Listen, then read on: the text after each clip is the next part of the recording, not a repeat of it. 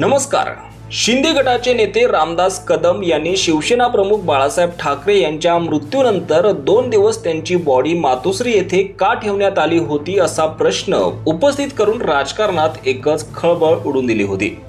तसेच शिवसेना प्रमुखांच्या हाताचे ठसे कशासाठी घेतले होते असा सवाल उपस्थित करत रामदास कदम यांनी उद्धव ठाकरे यांना लक्ष्य केलं होतं।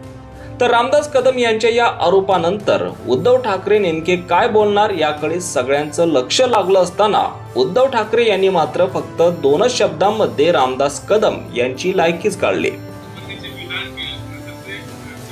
तुम्हाला एक सांगू का, मी गद्दार आणि नमक हरामाला उत्तर देत नाही। तो माणूस गद्दार आणि नमक हराम आहे, त्या नमक हरामाला मी उत्तर देत नाही आणि देण्याची मला गरज नाही। कारण ठाकरे म्हणजे काय आहे हे अख्खा महाराष्ट्र आणि अख्खा देश ओळखतो, त्याच्यामुळे त्या गद्दाराला आणि हरामखोराला मी काय उत्तर देणार। तसेच रामदास कदम यांनी केलेल्या आरोपानंतर शिवसेना ठाकरे गटाचे नेते अनिल परब यांनी पत्रकार परिषद घेत रामदास कदमांचा चांगला समाचार घेतला।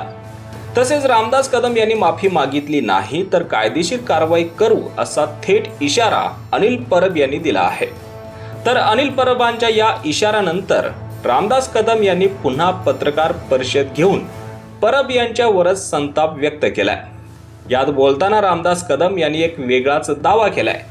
त्यांनी म्हटलं आहे की चंद्रग्रहणाच्या दिवशी माझ्या आणि माझ्या मुलाच्या नावाने स्मशानभूमीत बोकडं कुणी कापली असा थेट सवाल त्यांनी आता अनिल परब यांना केला आहे। त्यांच्यासोबत एक बिल्डर एक गाडी घेऊन आला होता, त्या गाडीतून एक बकरा घेऊन आला होता आणि 2 नंगे बाबा पूर्ण लग्न होते असे दोघांना घेऊन त्या स्मशानभूमीमध्ये आले होते आणि तिथं माझ्या मुलाचा योगेशचा आणि रामदास कदम असं दोघांची नाव घेऊन त्या बकऱ्याला कापलात तुम्ही असं त्यांचं म्हणणं आहे। आता रामदास कदम यांच्या या नवीन केलेल्या दाव्यावर तुमचं मत, तुमची प्रतिक्रिया कॉमेंट बॉक्समध्ये नक्की कळवा आणि असेच राजकीय घडामोडी पाहण्यासाठी चॅनलला सबस्क्राईब करा।